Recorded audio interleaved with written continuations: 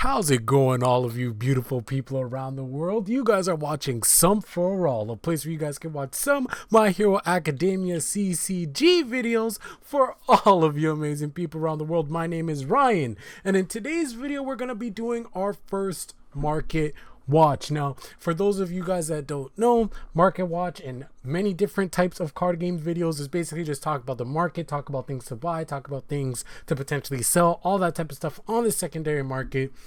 TCGPlayer is typically a website where a lot of people go to buy their singles, to buy their cards. It's a place where I would buy all my Yu-Gi-Oh cards back when I played Yu-Gi-Oh competitively. And it looks like they have the Universe's My Hero Academia CCG stuff available now.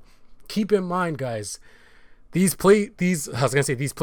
cards right now are not an accurate representation of the prices. If you guys do not want to watch the rest of this video, I am going to just save you guys some time. If you want a quick answer, do not buy singles. There you go. That's a quick answer. You can click off if you want. But I know all you guys support your boy, and I know you guys aren't actually going to click off. So thank you so much. Thank you to all of my new subscribers. We're already almost at 200. Shout out to all of you amazing people. Shout out to all of you who leave likes. Shout out to all of you who leave comments. You guys are friggin' amazing. Excuse my language. You feel me?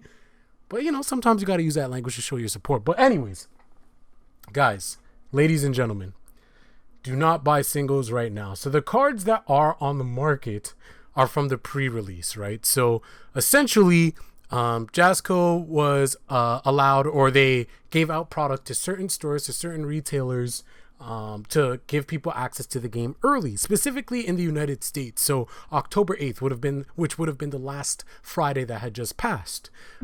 October 15th is when the game is going to be launching more widespread in the States. Now, I know here in Canada, from what I've heard from my local card shop, is that they're actually not going to be getting their product until November, which for me isn't too much of a big deal. I'm fine with waiting. I mean, the game's already been delayed so many times that for me to wait another month, it's like I've already waited a year and a half. So what's another month? You know what I mean? So that's fine. But for some of you that are in the States, for some of you that are in the States, you guys might be able to pick up that as early as this week. But then I know that some people that are in other places around the world, things might be delayed for them as well. And so some of you might be looking towards picking up some singles to start your collection, to start your deck.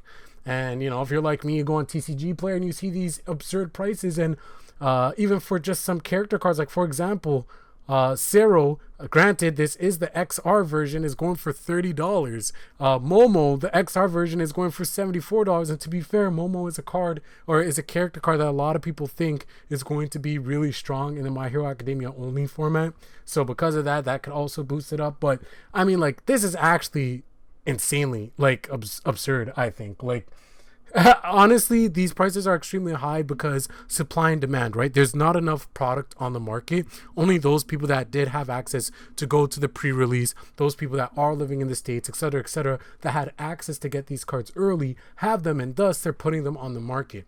Once things are a lot more widespread, I would say by November, when more people around the world get their hand on product, even maybe by towards the end of this week, when more people around the United States get their hand on more product. But like I said, around the November time, definitely before set 2, a lot of these things are going to be going down. So I know FOMO, right? The feeling of missing out.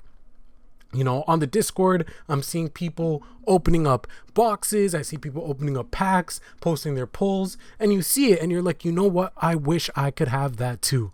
Trust me, I wish I could have that too. But just remember, patience is a virtue. And not only that, but delayed gratification is an amazing thing to practice, and good things come to those who wait, right? So cards like Staff Strike, which is a card that is played 3 or 4 of in the Yayo I was gonna call her Yayo Mamorazu. What am I even saying? In the Momu deck, people are playing 3 or 4 copies of these, right? So if you're playing 3 or 4 copies of these and it's $20, and this is, I believe, in USD, and I'm Canadian, so if this is $22 USD, this is probably $100 Canadian. No, I'm joking. But yeah, even if you say it's $25, right? Like a play set is gonna cost you $100. That's absolutely ridiculous. That's absurd.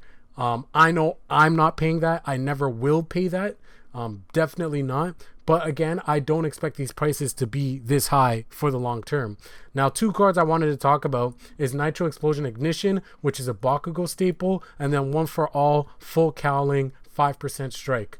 I'm not sure what people's opinions are on this card for Deku, but from what I've been hearing and from what I've seen with this card is essentially going to be a 4 of for Bakugo. And now you guys know, if you guys been following my content, I know you guys have, you guys know that Bakugo is my favorite character in the entire series.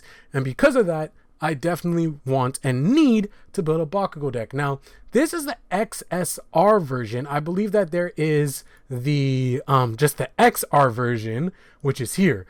And so, sorry, just the SR version. So this is the SR version, and this is the XSR version. Now, the SR version is already $90.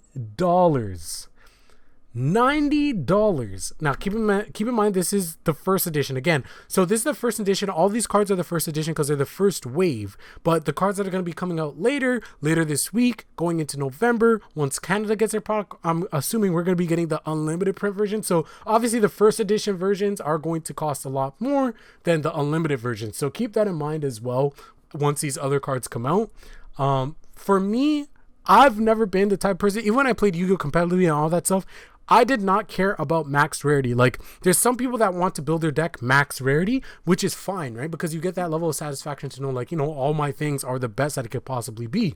For me, I'm more so a collector in the sense of I just want to have one of that card, right? Like, so for Yu-Gi-Oh, if something was like an ultimate rare, like I don't even know what they're called anymore, Starlight rare, or I don't play Yu-Gi-Oh anymore, so I'm not even sure, but I do know that super rare is the basic foil. If I could get a super rare, or if I can get a common or a super rare effect veiler compared to like a Starlight Gold, whatever it's called now, effect veiler, I would go for the common.